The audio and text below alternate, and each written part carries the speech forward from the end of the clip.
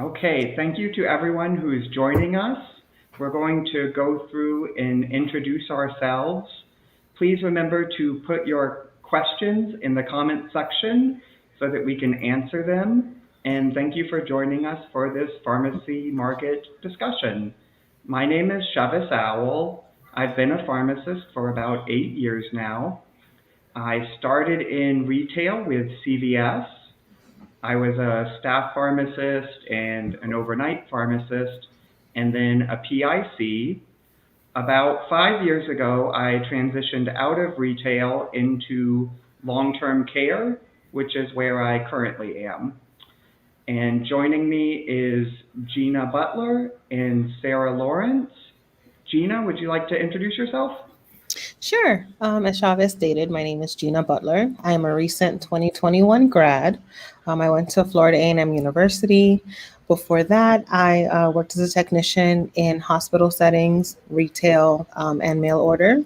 I'm currently working for Publix as a grad intern, and I'm in the process of getting my license in Florida and Georgia. Um, and that's it about me. Sarah? Thanks, Chivas. My name is Sarah Lawrence, and I have been a pharmacist for about 10 years, a little over 10 years, but I've worked in pharmacy over 15 years. I started out as a technician, then progressed to an intern, and then now I'm a licensed pharmacist. And I have worked in community pharmacy, corporate long-term care, academia, and now I work for a medical education company as director of pharmacy technician education. So I've taken kind of a non-traditional path. And that's me.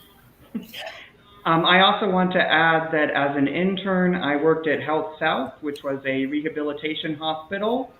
Sarah and I also have some experience in the MTM arena. And Sarah, I believe you did a residency as well, is that correct?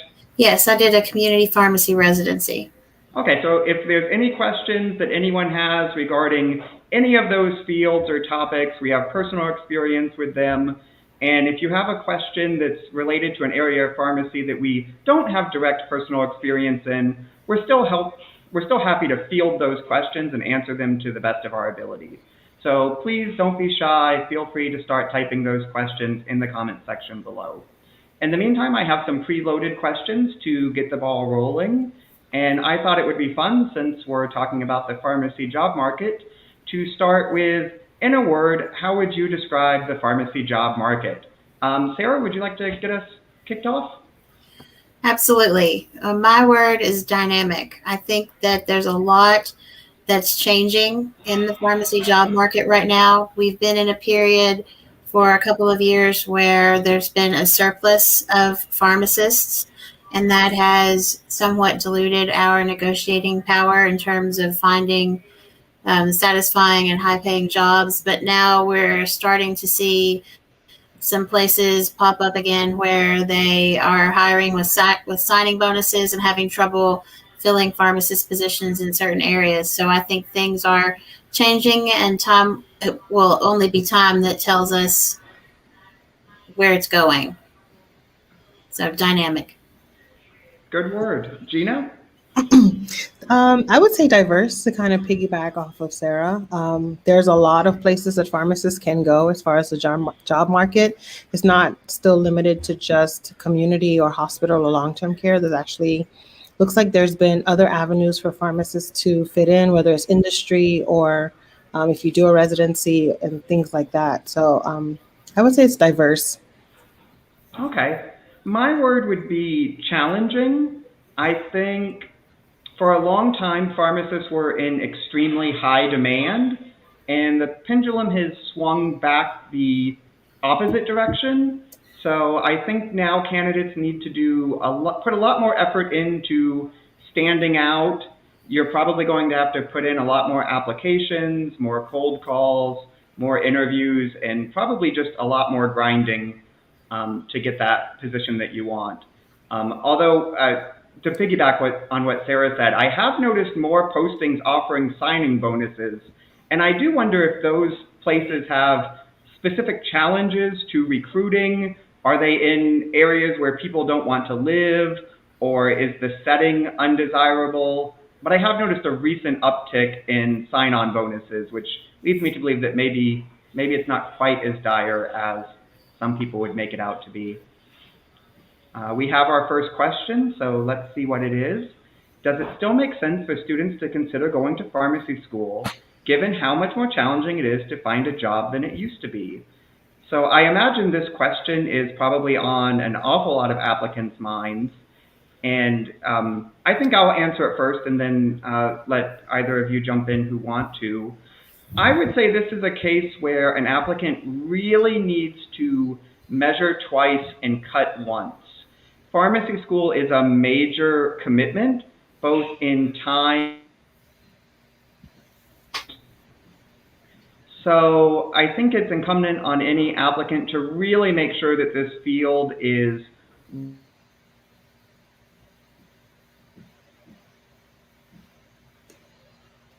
or deciding whether or not to go to pharmacy school. If at all possible, get a job in a pharmacy to see what the actual field is like, try to get some actual experience, and also just look at other healthcare fields that might be a better option. Do either of you have anything you want to say about that?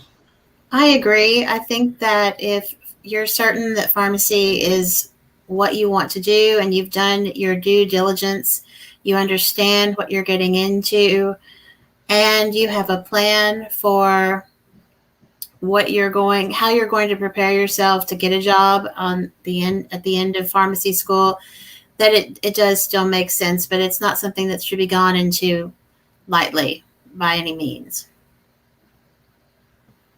I agree.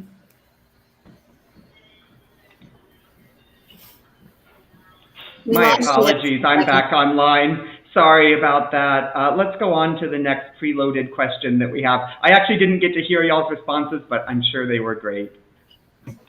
The next question we have is, what factors do you think have contributed to the state of the pharmacy job market? Any thoughts?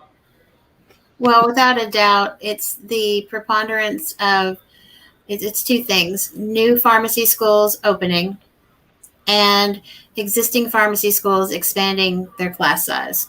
And lots of people want to point to one or the other and say, that's the problem, but it's both of those things. And we went from a situation a couple of decades ago where there was a shortage of pharmacists. Schools reacted by opening new programs and by expanding existing programs. And that has continued on unabated. And the demand for pharmacists has not kept up with the increase in new pharmacists being graduated every year. Yeah, I think you said it better than I could have. I think that perfectly encapsulates it. Did you have anything you wanted to say, Gina? No, I think that's exactly what it is. There's more supply than demand now, so. Okay, great. We have our next question from the audience, so that's great. Keep them coming in. I had a feeling we were going to get this one, so I'm real glad that Gina joined us for this discussion because I had a feeling this was coming. Gina, as a recent graduate, how has your experience been looking for a job? Well, surprisingly, it's been great. I actually had, before graduating, about 3 job offers. I work for public, so that was kind of a given. And my job where I worked at as a technician before I went to pharmacy school actually offered me a pharmacist position. And then one of the sites that I did one of my API rotations also offered me a position. So it leads me to believe that it's not as difficult as I used to be told that it was to get a job. But I think there's still a need there for good pharmacists. And if you put yourself out there and people want to work with you and they remember your work ethic, then I don't think you'll have as hard of a time, but there has to be much more effort on the candidate's end nowadays. Like, you have to be more than just someone who has good grades, or you're in Rokai, or you did community service. Like, are you someone that someone actually wants to work with at 7 a.m, or are you willing to put in that extra effort, and do you care about the patients?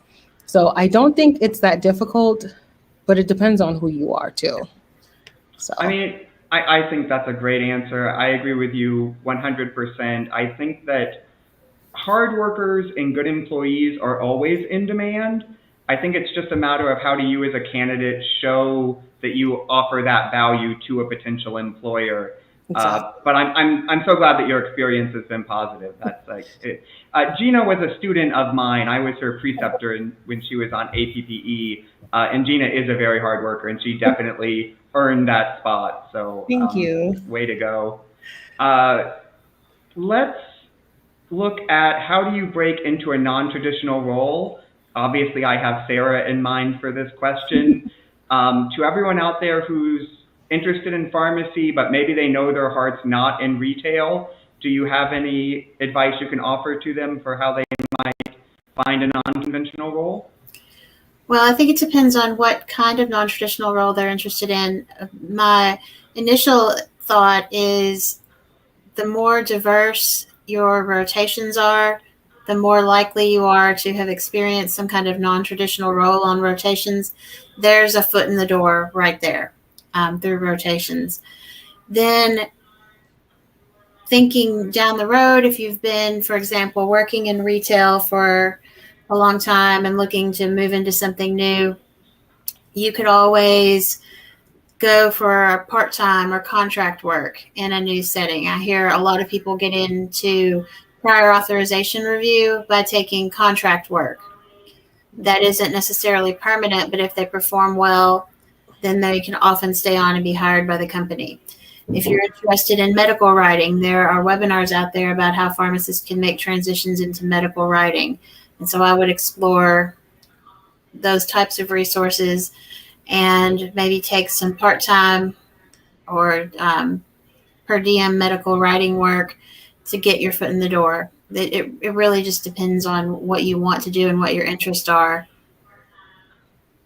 All right, thank you for that wisdom. You know, it's interesting. I have a good pharmacist friend of mine who got his start doing contract work, and then the company that he was doing contract work did transition into making him a full-time employee. And he absolutely loves his company. Like, you know, whatever. It's his dream job. He loves it. My own experience with contract work was I had a side gig that was contract work, and then our contract didn't get renewed at the end of the period, so everyone in my group was laid off. And that was fine for me. It was a side gig, but I wonder, you know, if that had been my primary income source and my contract hadn't been renewed, that would have been really tough. So I think that's an interesting case of weighing the risks and the benefits. It's your foot in the door, but you know, it's not a risk-free foot in the door by the same token. We have another audience question. This one is from Alexis. Thank you, Alexis. The question is, how do you all feel about completing a residency after graduation? Perhaps Sarah should get us started since she's the one who completed a residency. Well, I'd say that it's additional training, and most of the time you're not going to regret you won't regret taking that additional step. I did it because I knew that I was interested in academia, and most teaching pharmacists have completed a residency. I think a residency is becoming a prerequisite for hospital positions. So if you know that that's your interest, you should try to get your foot in the door through a residency.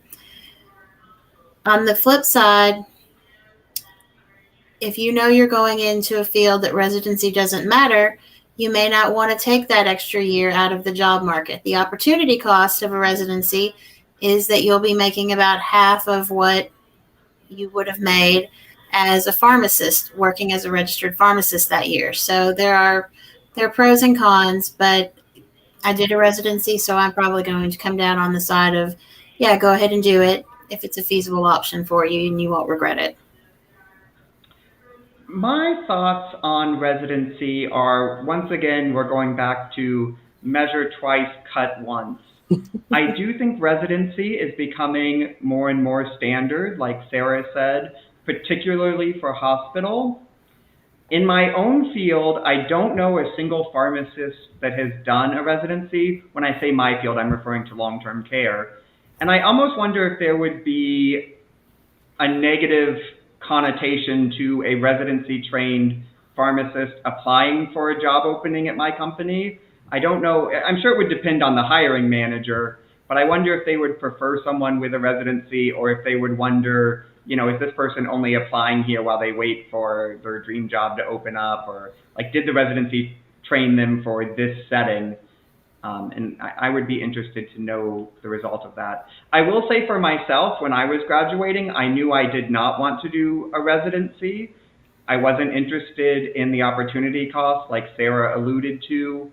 I also think residencies, and this is harsh, but it's my opinion, I think residencies are a little bit of a scam. They push the cost of training onto the resident instead of the facility that should be doing the training. But having said that, with the competitiveness of the job market, if you know that you want a job in a hospital that's super clinically focused, yeah, you're probably going to need to bite the bullet and do that residency. What do you think, Gina? So I actually wanted to do a residency starting off. Chavez actually did one of my letters for me. Apparently not good enough, I'm sorry. I know. And one of the offers I got was actually a hospital job.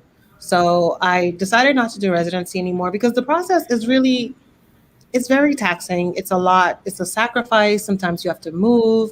And when I thought about it, it just wasn't the lifestyle that I wanted for me. I was actually tired of school. I didn't want to do another project or like be on a deadline again.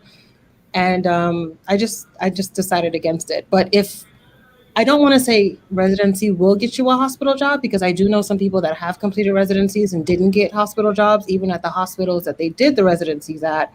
So that won't guarantee you a hospital job. But in theory, I think residencies are great. You're trained to do the most up-to-date patient care. Like, you know how to treat patients in today's medical time, like, all the guidelines and things like that. But I wouldn't say it's necessary.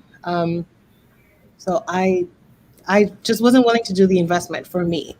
But if it's a good idea for you and you want to do this, the risk and the sacrifice, I just didn't want to put my family through another year of that after pharmacy school. So yeah, I agree. I think it's a highly individualized decision that every person obviously will have to make for themselves. And it's very expensive. So Benjamin has a question for us. He says that the job outlook for 2019 to 2029 is negative 3%, given more graduates than job placements and the rise of student loans. Would you push pre-pharms to pursue the profession with a lack of pharmacy tech experience?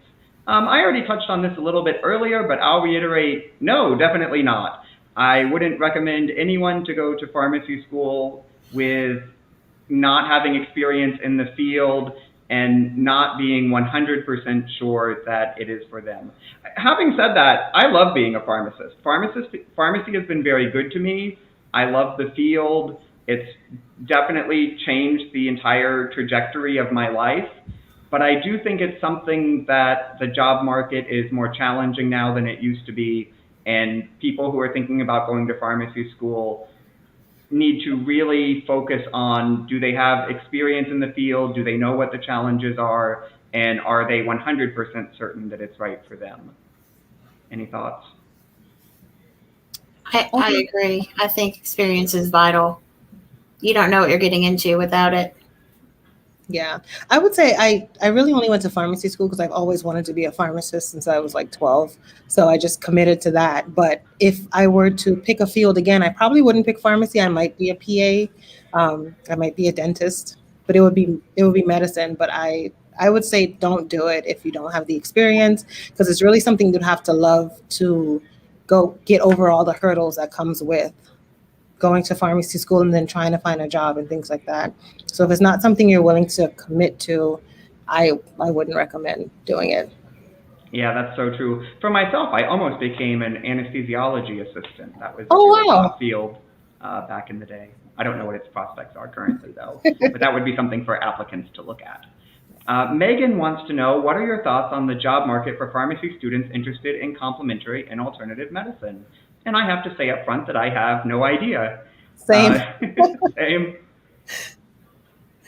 I know some pharmacists who are doing consulting work in this area, but they are longtime pharmacists who have transitioned into consulting, not necessarily students who are just starting out. So I think knowledge of complementary and alternative medicine is very important for any pharmacist at any stage of their career because your patients are using it. They are taking part in alternative therapies, but I don't know about a job market specifically for that. I don't think we're there yet. Yeah, I imagine that that's a pretty niche field. So, Megan, my advice would be to find a pharmacist who is in that field, that role that you're interested in, and see if they'll let you shadow them or just reach out to them and ask them if they would be willing to answer questions about the field for you. That's the best advice I can come up with. Thank you, Amar, for another question. Amar would like to know, which areas do you all think there will be thoughts?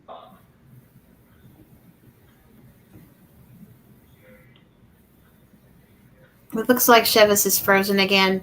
Um, the question is, which areas do you think there may be growth for pharmacists other than community and hospital? Gina, do you have thoughts on that? Um, Probably industry. A lot of my classmates pursued fellowships. That's not a field that I knew about or was particularly interested in, but it seems like the various facets of industry pharmacy seem to be booming, whether it's quality control or things of that nature. I think every area will need a pharmacist because as people graduate, there are people who do retire or people who quit or things like that. So there's going to be a need for pharmacists in every setting. So it's hard to tell who will need them more. As new stores open up, they'll need pharmacists. As new hospitals are built in different locations, they'll need pharmacists there too. So I would say all areas will need pharmacists. I think as we explore alternate methods of pharmacy compensation and getting provider status and being able to be paid for our cognitive services, I think there'll be growth in consulting and in the clinical aspects of pharmacy. But yeah, that's what I think. Oh, I think you're muted, Chavez. Can you hear me? Yes. Now we can. Oh, thank you. I think no one knows the future, so it's interesting to try to look ahead and think what might happen. But ultimately, we'll probably all be surprised with what does end up happening. I do think one point to keep in mind is when you say other than community and retail, you are automatically excluding perhaps 80, 90% of the job market. So like community is by far the most jobs, and then hospital is by far number 2. So there might be a lot of growth in those other areas, but that doesn't mean growth in the overall job market. Just something for applicants to keep in mind. I personally wouldn't pursue pharmacy if I was ruling out community and hospital, because those are the two largest fields within pharmacy. But that's just me personally. Can unions play a role in protecting or improving the pharmacy job market? Any thoughts? I think they can play a role in improving pharmacist and technician workforce conditions. In my current role, I'm working with a union in California that is seeking to provide education for its members. And they're very active in advocating for their members. They have mandatory lunch breaks in California and some other things that are pretty beneficial to the pharmacists and the technicians. I'm not sure that unions can improve the job market in terms of job creation, but perhaps in job satisfaction, yes. Yeah, I agree with that. Obviously, it's not the role of a union to try to improve or protect the job market, but rather the members of the union. I think in general, it's a pretty tough sell to get white collar workers like pharmacists to join unions, but I do think there's a huge opportunity that if pharmacists were willing to use collective bargaining power, they could dramatically improve the quality of their work life. Any thoughts, Gina? No, I actually don't have experience with working with a union, but from what I do know, I agree with what you both said. Okay. Sandy would like to know, how do you prepare for naplex and how long did it take you to study? Would you recommend getting prontopass? Thank you. I imagine this question is primarily geared towards Gina, since she's the one between the three of us who has taken it the most recently. Yeah. Although Sarah, as an educator, probably has some thoughts around this. I've never heard of prontopass. I actually just used RX Prep, and I took a lot of notes. How long did it take me to study? Well, my school requires us to do a comprehensive exam, and it's supposed to mirror the naplex, or what the naplex is supposed to be like to qualify to graduate. So I actually never stopped studying, unfortunately. So yeah, I just had to study almost all year. I would say if you are studying now for the naplex, to focus on obviously the areas that you might be weakest in, and don't neglect any of the chapters, even the ones that may seem small to you, because the naplex questions are very broad and they're all over the place. They can come from anywhere because all subject areas are fair game. So I would at least look at or take notes on every single chapter, know how to do the calculations very well, and just try to relax, because it's really just mental gymnastics to sit there for 6 hours and not freak yourself out. So yeah, that would be the best advice I can give. Sarah, any advice for potential naplex takers out there? I think you should be studying for it from the very beginning by paying attention to what you're learning in school and keeping track of the high yield subjects, and noting what your weaknesses are so that you can work on those later. I think it would be beneficial to get a question bank or an app that gives you naplex questions. Then you can flip through it whenever you have a few moments. When you're hiding in the bathroom during your rotation, you can flip through some naplex questions on your phone, and just always be studying and being prepared for it. Not that I've ever done that, never hidden in the bathroom. I think as a preceptor, if I ever walked up on a student who was spending some downtime studying for the naplex, I would probably pass out. That would be phenomenal. I would love to see that. That would be amazing. The only thing I would like to add to what my two colleagues said is, personally, I did choose to take the pre-naplex, and I found that my score on the pre-naplex very closely tracked my score on the naplex. I did very slightly better on the naplex than I did the pre-naplex, but it was very, very close. So I did personally find that beneficial. Also, I highly recommend schedule the naplex for as soon as you're able to. As soon as you get that ATT, schedule the first open session. Like, you are not going to get smarter the longer you wait. Everything it's like a sieve. It's just going to drain out. So you're going to have the great intentions of studying 8 hours a day nonstop. You're going to treat it like a 60-hour-a-week job.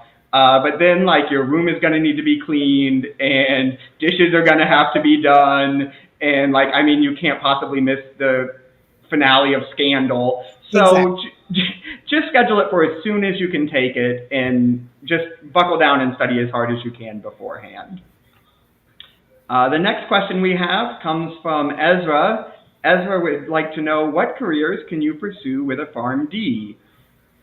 So there's actually several fields within pharmacy that you can pursue. And then obviously there are also jobs outside of pharmacy that don't specifically require a PharmD, but that higher education does give you a leg up. I personally know pharmacists that have transitioned out of pharmacy to sell insurance and also investments. So that's one career you could pursue with a PharmD that you wouldn't necessarily think of.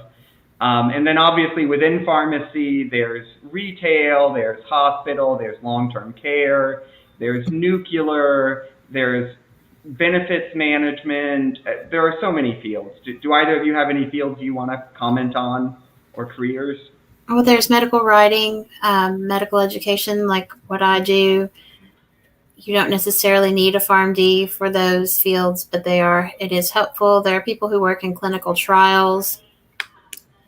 There's working for pharma in various capacities, just to name a few.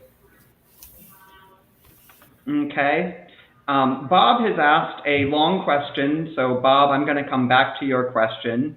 But Benjamin would like to know, given the surplus of pharmacy school programs, what factors would you consider in choosing one program over another? I know my answer is cost.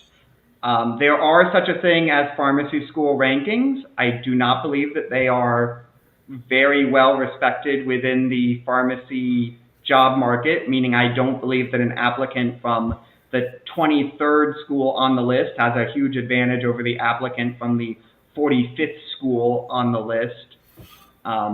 And obviously, you go to interviews, you see the school.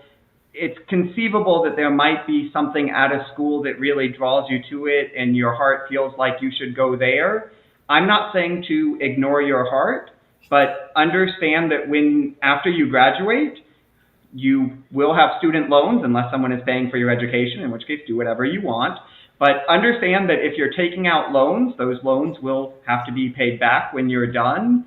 And something where you feel like you really want to go to one school, but it's significantly more expensive than another, understand at the end of 4 years, that same thing might not necessarily be where your heart is anymore. Like 4 years is a long time to grow and mature and change as a person. Personally, cost. I would go with. And not just the cost of tuition. If you are going to a school somewhere that you're going to have to borrow an additional $50,000 to live on every year that you're in school, then that's $150,000 to $200,000 that you've added to your indebtedness. And you're saddling yourself with a mortgaged size payment that's going to follow you for the rest of your life. So look at that low cost of living area, places where maybe if you can live with family or you have friends that you can live with to lower the cost of living. Just try to manage what you're borrowing.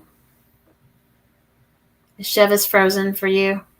Yes, he's frozen. Oh no. Hi, I'm going to pop in here and just help out a little bit. I'm the producer, so I'm normally behind the scenes, but I wanted to hop in and ask an additional question here. So what initial compensation should a new pharmacist expect to make? I think depending on the setting you're in, retail right now is around between $50 to $60 an hour for retail. I'm not sure how much hospital is, but I've been told that hospital is a little bit less. But I think it depends on the setting that you're in and the conditions. I'm not sure. That sounds right to me. Salaries in my 10 years as a pharmacist, I think that if I went out and got a job in a community setting the way I did 10 years ago, that the salaries have been pretty flat. That I'd be making now about what I made 10 years ago as a community pharmacist. So your numbers sound right to me, Gina. And that's market driven. When there are lots of pharmacists, they don't have to pay us as much.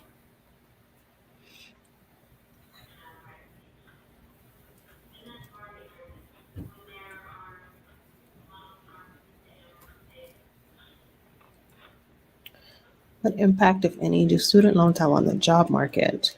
Yeah, so I'm hopping back in again because it looks like Chivas is still having some technical issues. So yeah, can you speak at all? My apologies, everyone. Oh, go ahead.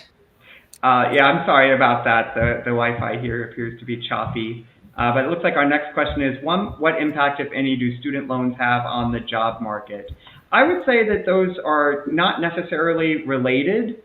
I do think that the large student loan balances do put a pressure on new grads to desperately find a job as quickly as possible. Whereas if student loans weren't such a concern, maybe they would spend a little bit more time job hunting for that perfect fit versus taking the first thing that came along. But I don't believe that student loans have a large. Oh no. I agree with Chivas. I don't think that they have a large impact on the job market, except that employers know that we have student loans, and they realize that people need to pay their loans off. And I think that that somewhat diminishes our bargaining power because they know that we will take sometimes the first job that's offered because we've got that massive loan balance on our mind. So I don't think they help the job market or help our position in it any. Yeah, I agree. If they were related, it would be that in that aspect. There's another question in the chat that's kind of related to this one. I don't think I can pull it over, but I can go ahead and read it. In further choosing a program, how much is too much in terms of pulling student loans? And this number is individual. I think it depends on your willingness to assume risk. I'm pretty conservative. I wanted to borrow as little as possible, and I didn't need to borrow anything for living expenses. So I graduated with about $150,000 in student loans that immediately capitalized to become $180,000 in student loans. And I wouldn't have wanted to borrow much more than that. But pharmacy school wasn't as expensive back then as it is now. So my advice may be not valid with today's market conditions. What do you think, Gina? I think it is an individualized answer because you have to decide how much you're willing to invest in that education. Like, would you feel comfortable with owing close to $200,000 when you can go to another school and pay potentially less? I think it just depends on how you would feel about that, honestly. I personally didn't really think too much about how much I would owe. I just knew I wanted to be a pharmacist, and if I had to pay it, I would just pay it, and that would be it. But I did end up paying the cheapest school in Florida, which is why I attended FAMU, and because I have family members and friends who went there as well. But it was very much a personal choice, and I think it will be for everyone. Absolutely.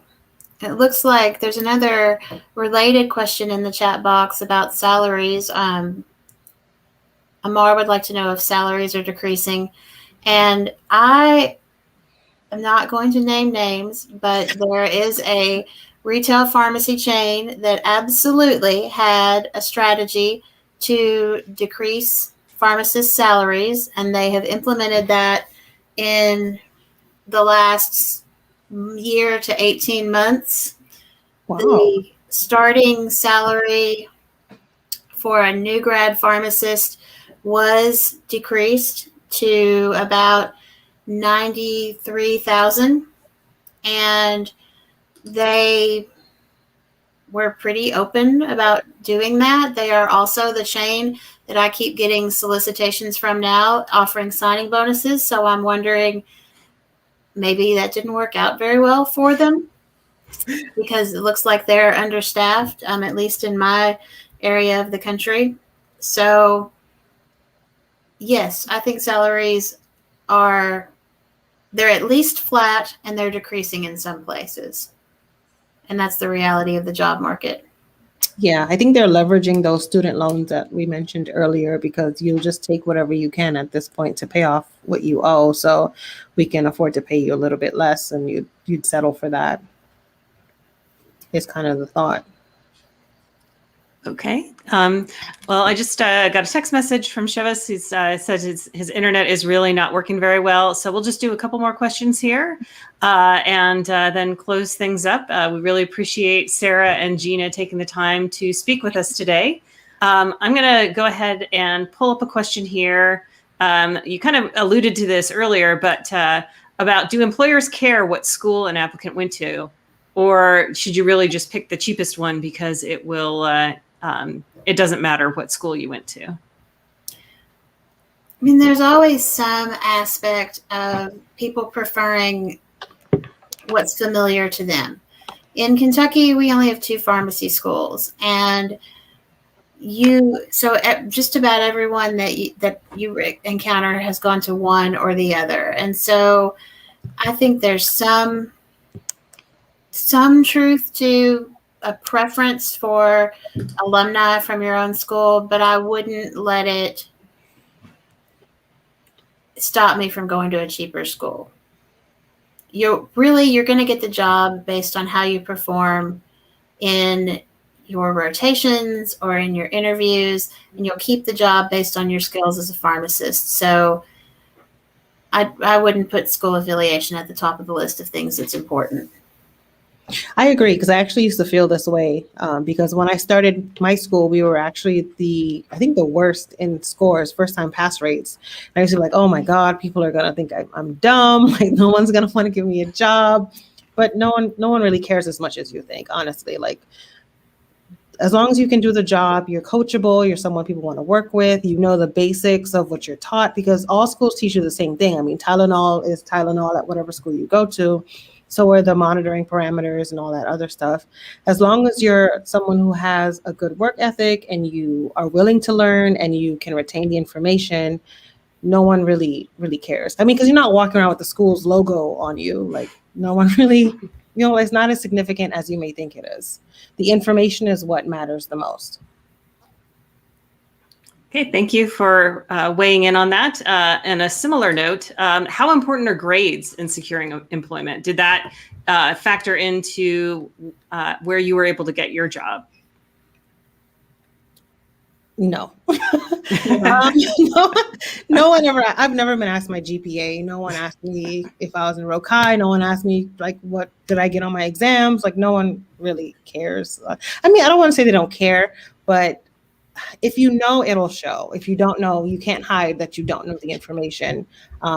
Especially when you're on rotations, they're going to see how you can process and how you think and how you can handle yourself. So even if you got, a 4.0, but you don't know what the monitoring parameters is for something, then that kind of, it defeats the purpose. So no one really cares about your grades. I mean, for school, it's great because, scholarships and stuff, but no.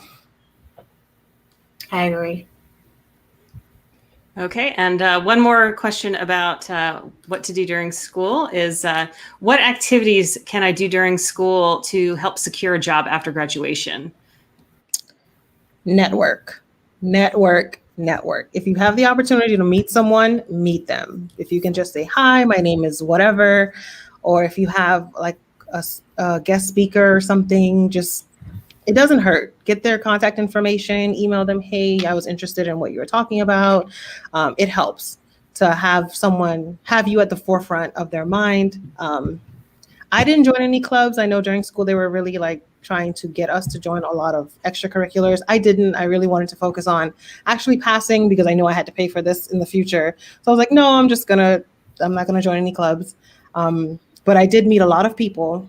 Because I was class president, I did volunteer a lot, and that ended up working in my favor, whether it was trying to get placed for appies that I prefer, like if I met a pharmacist at a career day or something, and I was like, hey, can I, recommend you for a rotation? They're like, yeah, and, you'd go with them or something like that. So I would say it doesn't hurt if you have the opportunity to meet someone, just meet them, say hello, you never know.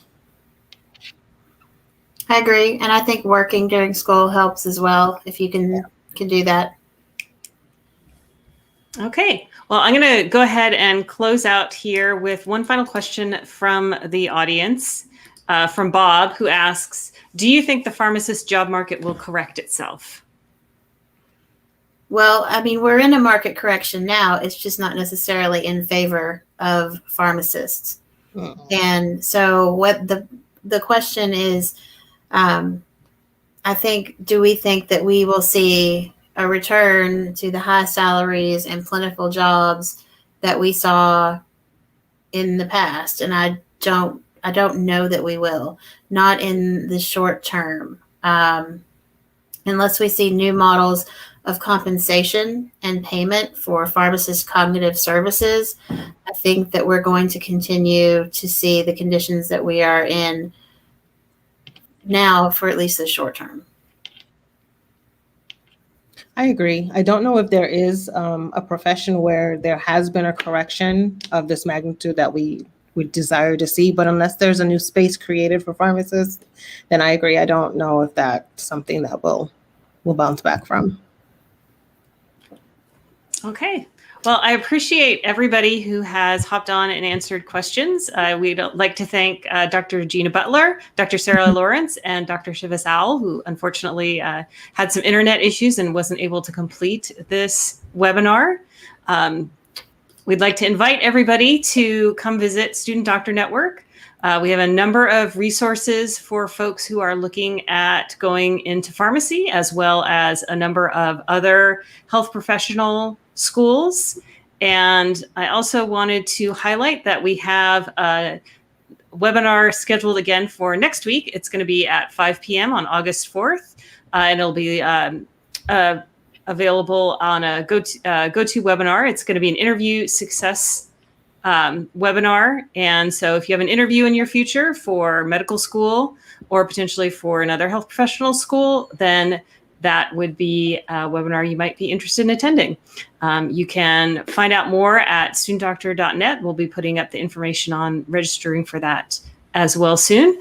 Again, I want to thank Dr. Lawrence, Dr. Butler for your time. We really appreciate you taking the time out to speak to students and folks who have questions about the pharmacy job market.